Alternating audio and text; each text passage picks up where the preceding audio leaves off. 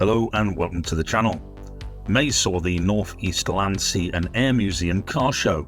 The North East Land, Sea and Air Museum sits on the former RAF Usworth and Sunderland airport site next to the Sunderland Nissan factory and comprises of former aircraft, military vehicles and trams, as the North East Electric Traction Trust is also based on the site.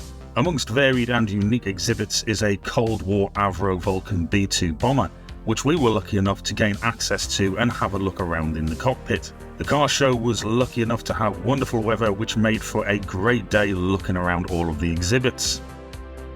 We took two Vauxhall Cavaliers to the show, a Mark II 1.6 GLS and the current oldest known 1975 Mark I Cavalier in the UK. So sit back and enjoy some of the vehicles that were on display at the show.